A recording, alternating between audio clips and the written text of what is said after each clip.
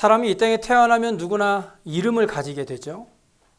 그 이름은 부모님을 통해서나 또는 할아버지나 할머니 혹은 장명소를 통해서 이름을 지어서 갖게 되는 경우가 있습니다. 그리고 그렇게 가지게 된 이름은 평생 그 사람을 부르는 이름으로 사용됩니다. 물론 자기 이름이 싫어서 나중에 이름을 바꾸는 사람도 있지만요. 그래서 제가 진짜 사용하고 있는 이름인데 좀 특이한 이름을 찾아보았습니다. 태산, 이름이 참 좋죠? 태산. 근데 성이 변씨랍니다. 변태산. 그리고 귀남. 귀남 이름 괜찮죠? 성이 방씨래요. 방귀남. 호등. 신호등. 김치라는 이름도 있어요. 성이 뭐겠어요? 백김치. 성이 백씨예요. 신중이라는 이름도 있는데요. 신중하라고 지은 이름 같은데 성이 임씨. 임신중. 그 중에 제일 심한 이름은 바로 이 사람인 것 같습니다. 기통. 이름이 기통인데 성이 변씨랍니다. 네, 변기통. 이름을 왜 이렇게 지었는지. 가수는 노래 따라간다라는 말도 있듯이 사람도 이름이 참 중요하죠. 그래서 부모가 아이를 가지게 되면 대부분의 부모들은 그 아이에게 제일 좋은 이름을 지어주려고 합니다.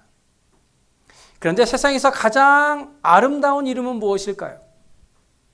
그 이름은 단연 예수입니다. 예수. 세상에서 가장 아름답고 뛰어난 이름, 온 우주를 바다처럼 덮을 수 있는 이름 예수. 오늘 본문 히브리서의 주제는 한마디로 말해서 이런 예수님을 향한 추구라고 말할 수 있습니다. 그래서 그런 예수를 깊이 생각하고 바라보자라고 말하죠. 3장 1절이죠. 그러므로 함께 하늘에 부르심을 받은 거룩한 형제들아, 우리가 믿는 도리의 사도시며 대제사장이신 예수를 깊이 생각하라. 또 12장 2절에 믿음의 주요 또 온전하게 하신 이인 예수를 바라보자라고 말합니다. 이게 히브리서의 주제입니다. 이렇게 히브리서 전체를 통해 예수를 깊이 생각하고 예수를 바라보자라고 말하고 있는데, 특별히 오늘 보면 4절에서요. 그가 천사보다 훨씬 뛰어남은 그들보다 더욱 아름다운 이름을 기업으로 얻으셨기 때문이다 라고 말씀하고 있어요.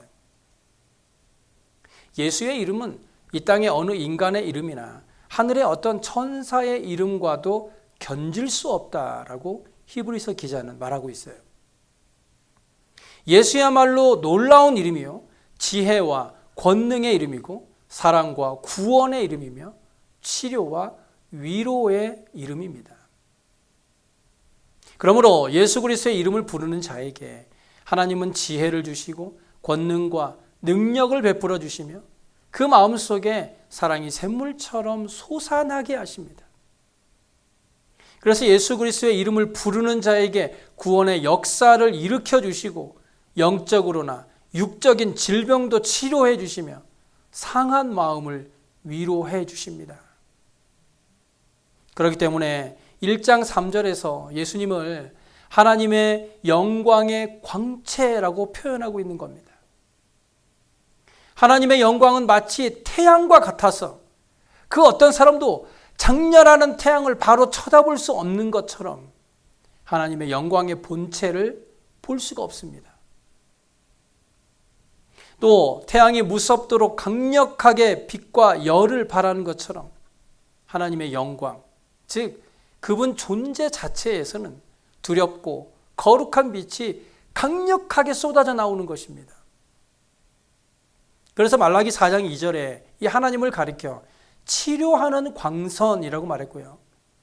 요한복음 1장 3절에는 만물이 그로 말미암아 지은 바 되었으니 지은 것이 하나도 그가 없이는 된 것이 없다라고 할 정도로 하나님의 존재는 이 땅에 비교할 대상이 없다는 겁니다. 마찬가지로 우리는요, 이 그리스도 예수를 통해서 하나님의 영광의 본질에 계속 가까이 들어가면서 하나님의 존재를 인정하고 느끼게 됩니다. 이분이 바로 예수 그리스도십니다. 우리는 놀랍고 위대한 하나님을 직접 만나거나 직접 볼 수 없지만 이 예수 그리스도를 통해서 그 영광의 광채 속으로 들어갈 수 있는 거예요. 히브리서는 계속해서 예수는 하나님의 본체의 형상이라고 말하고 있어요. 어떤 아이들을 보면 부모와 똑 닮은 아이를 보고 붕어빵처럼 찍어냈다라고 말하죠. 누가 네 집 아들 아니랄까 봐 그렇게 빼다 박았냐라고 말합니다. 이처럼 예수는요, 하나님을 그대로 빼다 박은 바로 하나님의 본체의 형상입니다. 예수님은 하늘에서는 하나님이시고 땅에서는 인간의 모습으로 오셨지만 그 하나님의 본체의 형상으로 오신 분이었습니다. 그러므로 누구든지 예수 그리스도를 영접하는 자는 하나님의 아들이 되는 자격을 받게 되었던 거예요. 예수님을 영접하는 자에게는 하나님이 그에게 새 생명을 주십니다. 왜냐하면 예수님은 하나님의 영광의 광채시고 본체의 형상이기 때문에 그를 영접하는 자는 하나님의 마음에 이르게 되기 때문입니다. 그래서 예수를 본 자는 아버지를 보았고 예수 안에 있는 자는 아버지 안에 있는 자라고 요한복음 14장에 말씀해 주고 있는 겁니다. 그런데 예수님에 대해서 오해를 하는 사람들이 있습니다. 오늘 본문 4절에 예수가 어떤 천사보다도 훨씬 뛰어난 존재라고 말합니다.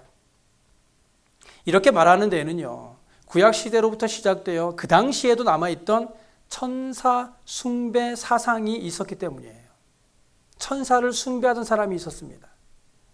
사람들은 그래서 예수를 그런 많은 천사들 중에 하나로 혹은 천사들 중에 가장 높은 천사의 대장 정도로 생각하고 있었어요. 왜냐하면 그렇게만 생각해도 예수를 높일 수가 있었기 때문이죠. 이것을 우리는요, 신비적 지식을 통해 구원을 얻으려는 사상이라고 해서 영지주의라고 합니다. 영지주의자.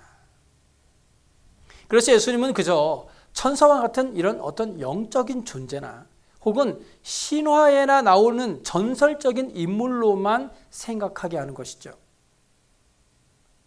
하지만 성경은 예수께서 결코 천사와 비교할 수 없는 하나님의 영광의 본체시요 그 하나님의 형상임을 분명하게 밝혀내고 있습니다. 그렇기 때문에 예수님을 천사와 비교하거나 천사 중 하나로 생각하는 것 자체를 경계하고 있는 것이죠. 그래서 예수님은 두 가지 입장에서 오해를 받고 있습니다. 첫째는 하나님을 믿지 않는 불신앙의 사람들에게서 받는 오해로서 예수가 위대하고 완전한 인류의 스승이다라는 겁니다. 인류의 스승이다. 그들은 예수님을 인류가 낳은 위대한 도덕가고 인격자고 인류의 등불로 생각하고 있습니다. 그런데 단지 그뿐입니다.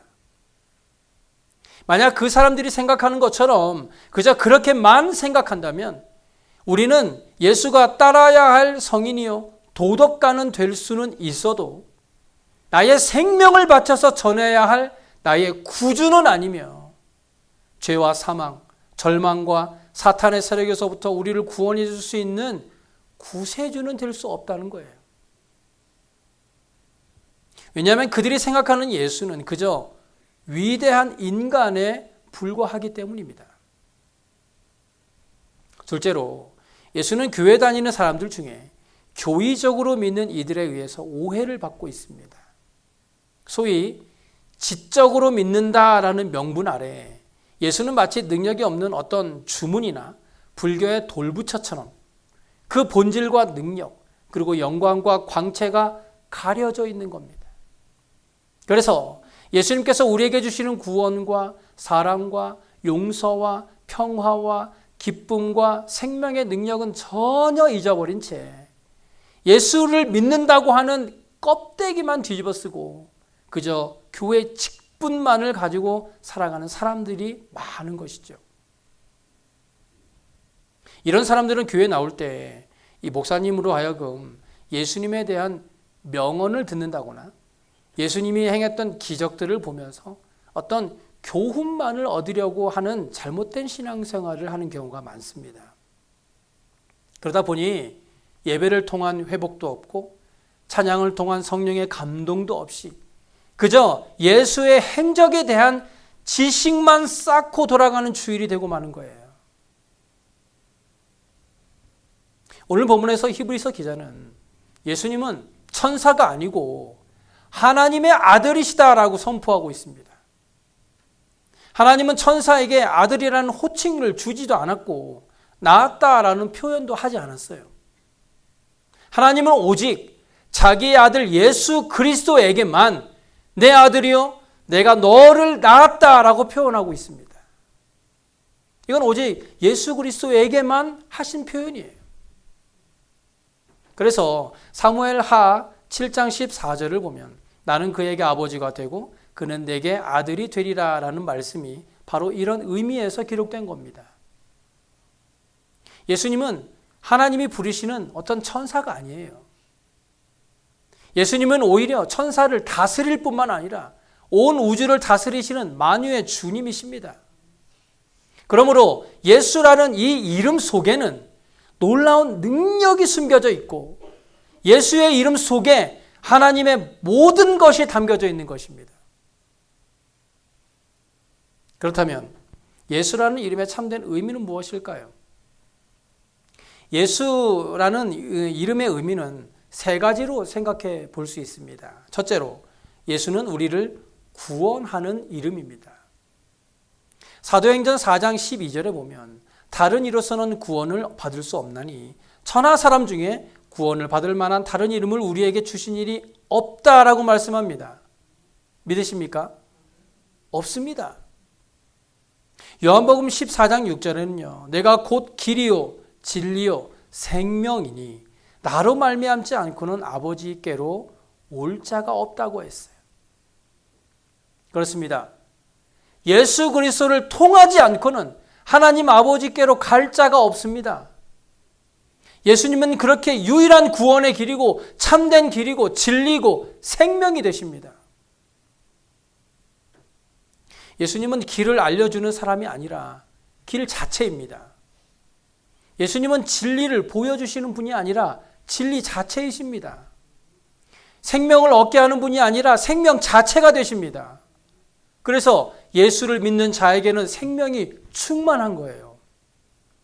예수를 믿는 자는 진리를 깨닫게 되고 예수를 믿는 자는 인생의 길이 깨달아지고 말한 것이에요.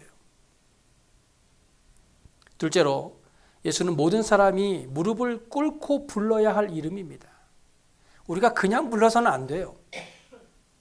빌립보서 2장 9절부터 11절에 이름으로 하나님이 그를 지극히 높여 모든 이름 위에 뛰어난 이름을 주사 하늘에 있는 자들과 땅에 있는 자들과 땅 아래에 있는 자들로 모든 무릎을 예수의 이름에 꿇게 하시고 모든 입으로 예수 그리스도를 주라 시인하여 하나님 아버지께 영광을 돌리게 하셨다라고 말씀합니다. 이렇게 예수님은 모든 영광을 받으실 하나님이십니다. 그리고 모든 사상과 모든 역사와 모든 사람들이 그 앞에 무릎을 꿇고 영광과 존귀와 찬양을 돌려야 할 뿐입니다. 그러므로 예수 그리스도를 믿는 자들은 그 앞에 무릎을 꿇고 두 손을 높여 그에게 영광과 존귀와 찬양을 돌립니다. 이렇게 놓으신 이 예수 그리스도의 이름, 천사보다 높으신 그의 이름, 하나님의 아들이신 그분이 바로 예수라는 거예요. 셋째로 예수는 능력을 주시는 이름입니다. 요한복음 14장 13절에 너희가 내 이름으로 무엇을 구하든지 내가 행하리니 라는 말씀이 있어요.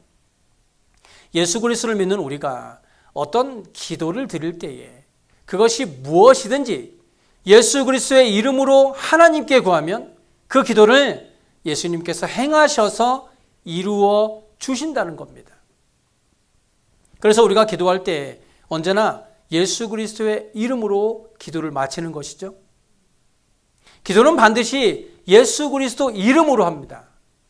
그 이유는 그 예수 그리스도의 이름에 능력이 있기 때문이에요. 우리가 하는 기도가 예수 그리스도의 이름으로 하는 기도가 되면 하늘과 땅의 모든 권세를 가지시고 우리의 모든 기도와 필요와 쓸 것을 채우시는 예수님께서 그 모든 기도를 행하실 것입니다. 일을 하신다는 거예요. 그런데 많은 사람들이 하나님의 이런 분명한 약속이 있는데도 불구하고 예수님의 이름으로 기도하지 않고 혼자 고민하고 혼자 괴로워하면서 자기 스스로의 힘으로 인간의 의지와 상식과 이성으로 모든 문제를 해결하려고 합니다. 심지어 자기가 경험해 보지 못한 것들은 아예 믿으려고 하지도 않죠. 그러나 성경은 분명하게 우리에게 말합니다. 예수의 이름으로 우리에게 구원을 주셨고 모든 무릎을 예수 앞에 꿇게 될 것이며 또한 예수의 이름으로 구원을 부르는 자에게는 구원을 주고 그 이름으로 기도하는 모든 자에게 모든 것을 응답해 주시겠다라고 분명하게 약속해 주셨습니다. 이 약속을 믿으시기 바랍니다. 그래서 오늘 우리는 이 예수의 이름의 능력을 소유해야 돼요. 이 예수의 이름을 내가 가지고 있어야 됩니다. 예수의 이름을 우리가 가져야 할 이유가 바로 여기에 있는 겁니다. 예수의 이름은 사탄도 물러가게 합니다. 예수의 이름은 귀신도 쫓아냅니다. 예수의 이름으로 사탄의 세력을 묶어버릴 수 있습니다. 예수의 이름으로 모든 마귀의 시험을 이길 수 있습니다. 악한 세력을 이길 수 있는 것은 오직 예수 이름뿐입니다. 아무리 십자가 목걸이를 목에 걸고 있고 마늘을 손에 쥐고 있어도 예수의 이름이 아니면 사탄 마귀를 이길 수 없어요. 사탄 마귀를 이길 수 있는 유일한 길은 이미 그들을 그의 발 아래 두시고 승리하신 나사렛 예수 그리스도의 이름밖에 없음을 믿으시기 바랍니다. 또한 예수의 이름은요, 모든 육체의 질병도 낫게 합니다. 육체의 질병뿐만 아니라 영의 모든 질병도 예수 그리스도의 이름으로 나을 수 있죠. 예수 그리스도의 이름에는 하나님의 영광의 빛의 능력이 있기 때문에 그 이름을 외치는 나 자신에게는 아무런 능력이 없지만 우리가 예수의 이름의 능력을 힘입어 의지하여 외칠 때 우리의 말에도 그 예수 그리스도의 능력이 나타나게 되는 거예요. 그러므로 우리의 삶에 예수의 능력이 나타나기 위해서는 반드시 예수 그리스도의 이름이 필요한 것입니다. 계속해서 6절과 7절을 보실까요? 또 그가 마다들을 이끌어 세상에 다시 들어오게 하실 때에 하나님의 모든 천사들은 그에게 경배할지어다 말씀하시며 또 천사들에 관하여는 그는 그의 천사들을 바람으로 그의 사역자들을 불꽃으로 삼으시느니라. 예수님은 재림의 주님이시죠. 예수님은 하늘로 올라가심 그대로 이 땅에 반드시 다시 오실 것입니다. 예수님은 이 땅에 오셔서 33년 동안 계셨어요. 30년 동안 준비를 하셨고 3년 동안 사역을 하셨으며 마지막으로는 십자가에서의 죽음을 맞이하셨습니다. 그러나 하나님께서 다시 3일 만에 부활시켜 주셨고 그 후로 성령님이 오셨습니다. 이제 우리는 이 성령의 역사로 예수 그리스도를 주라, 주님이다 라고 시인하게 되었고 그의 죽음과 부활과 구원 속에 동참하게 된 것입니다. 이렇게 예수님은 지금 하나님 우편에 앉아 계시지만 성령님을 통해서 계속해서 우리와 함께 하고 계신다는 거예요. 그런데 그런 예수님은 언제까지나 하나님 우편에 앉아 계시는 것이 아니라 반드시 세상을 심판하러 내려오신다라는 것입니다. 예수님은 반드시 다시 오시겠다고 말씀하셨어요. 그러므로 모든 그리스도인들이 주님의 재림을 기다리고 있는 거예요.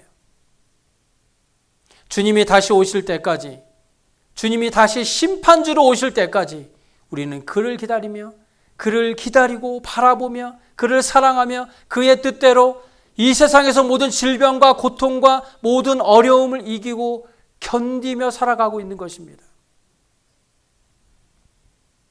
예수님이 다시 심판의 주님으로 오실 때 천사들이 그를 경배한다고 했어요.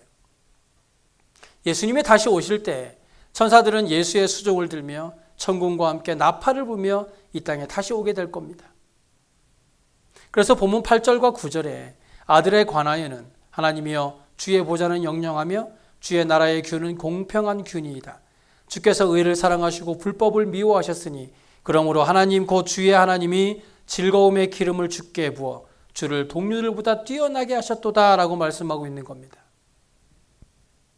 여기서 히브리서 기자는요, 구약의 시편과 이사야 그리고 사무엘상을 인용하면서 예수님에 대해서 계속해서 설명하고 있죠. 예수는 주의 나라와 주의 보좌와 주의 나라의 규로 이루어졌고 이것은 영원히 계속될 것이라고 말씀하고 있는 거예요. 이 말씀의 배경은요, 사무엘하 7장을 보아야 합니다. 다윗이 어느 날 전쟁을 마치고 위대한 선지자 나단에게 이런 말을 해요. 나는 백향목 궁에 살거늘 하나님의 궤는 휘장 가운데 있도다. 무슨 말입니까? 나는 이렇게 백향목으로 지은 아름답고 화려한 궁에 살고 있는데 하나님의 집은 초라하고 하나님을 모시는 저는 천막에 있어서 내가 미안하고 송구스러워 잠을 잘 수 없으니 하나님의 성전을 짓고 싶습니다 라고 다윗이 말합니다. 이 말을 들은 나단 선지자가 하나님께 기도를 하죠. 그리고서는 하나님께 다윗의 그런 마음을 전달해 드립니다. 그러자 하나님은 이렇게 대답합니다. 네가 나를 위하여 내가 거할 집을 건축하겠다고? 하나님께서는 다윗의 마음을 기특하게 여기셨어요. 그러면서 다윗에게 축복의 말씀을 하시죠. 사무엘하 7장 8절에서 11절 말씀인데요. 요약해 보면 이렇습니다. 너는 너의 나라와 내 이름을 위하여 위대하게 만들어주겠다. 그리고 다른 사람이 너를 해하지 못하게 하고 너를 모든 원수에게서 벗어나 편히 쉬게 할 것이다. 하지만 결국 어떻습니까? 다윗은 전쟁에서 피를 너무 많이 흘렸기 때문에 건축의 준비만 열심히 해놓고 성전 건축의 이 대사역은 그의 아들인 솔로몬에게 넘어가고 맙니다. 하지만 그렇다고 해서 하나님의 약속이 없어진 것이 아닙니다. 다윗의 왕국, 즉 그의 나라와 그의 집과 그의 보좌와 그의 영광은 예수 그리스도를 통해서 이루어졌던 겁니다. 이것을 히브리서 기자는요, 바로 다윗에게 약속했던 하나님의 이 약속, 즉 하나님의 나라, 하나님의 집, 하나님의 보좌, 하나님의 영광이 예수 그리스도를 통해서 영원히 이루어진다고 설명해 주고 있는 거예요. 예수님은 의를 사랑하고 불법을 미워하는 분입니다. 예수님은 빛이시기 때문에 어두움을 조금도 용납하지 않으십니다. 그리고 예수님은 진리이기 때문에 그 안에 거짓이 없어요. 그리고 예수님은 사랑이시죠. 그래서 그 마음속에 미움이나 분노가 없습니다. 오늘 히브리서 1장에서 예수님에 대해서 이렇게 말씀합니다. 주여, 태초에 주께서 땅에 기초를 두셨으며 하늘도 주의 손으로 지으신 바라. 그것들은 멸망할 것이나 오직 주는 영존할 것이요. 그것들은 다 옷과 같이 낡아지리니 의복처럼 갈아입을 것이요. 그것들은 옷과 같이 변할 것이나 주는 여전하여 연대가 다함이 없으리라. 여기서 예수 그리스도는요, 창조주로서의 예수를 말합니다. 하나님께서 창조주이신 것은 이 구약에 잘 나와 있지만 이 신약에서는요, 오늘 본문과 골로새서에 기록되어 있습니다. 그래서 예수는 만물을 창조하시고 땅에 기초를 두시고 하늘도 주의 손으로 지은 바 되었다라고 말씀하고 있어요. 이제 세계는 때가 되면 다 사라지겠지만 예수는 새벽 별처럼 영원히 사라지지 않는다는 것을 오늘 본문에서 말씀하고 있는 겁니다. 마지막으로 13절과 14절을 보시면 어느 때에 천사 중 누구에게 내가 내 원수로 내 발등상이 되게 하기까지 너는 내 우편에 앉아 있으라 하셨느냐. 모든 천사들은 섬기는 영으로서 구원받을 상속자들을 위하여 섬기라고 보내신 것이다 라고 말하고 있어요. 여기 예수님은요, 사탄의 모든 세력을 꺾으시고 하나님의 우편에 앉아 계셔서 영원히 통치하시는 천국의 주인공으로 묘사되고 있습니다. 맞습니다. 우리 주님께서는 지금 하나님 우편에 앉아 계셔서 지금도 여전히 만물을 다스리고 계십니다. 오늘 우리가 생각해 본 예수라는 이름의 의미는 굉장히 중요합니다. 왜냐하면 그 놀라운 이름을 바로 저와 여러분이 소유하고 있기 때문입니다. 우리는 바로 이런 예수를 믿고 사는 사람들입니다. 이런 예수를 마음에 모시고 오늘 이 험한 세상에서 승리를 갈망하며 살아가는 사람들이에요. 그렇기 때문에 우리가 이 세상을 이기기 위해서는 반드시 이런 예수의 이름이 필요한 것입니다. 이제 우리가 예수의 사람으로 예수의 이름이 우리의 구체적인 생활 속에 나타나는 삶이 되었으면 좋겠어요. 세상의 갈등과 미움과 다툼의 노예가 아니라 나를 변화시키시고 나에게 세상을 이길 수 있는 능력을 주시는 예수의 이름의 능력을 가지고 그 능력을 세상에 나타내므로 날마다 승리하며 살아가는 저와 여러분의 삶이 되시길 간절히 소원합니다. 기도하겠습니다.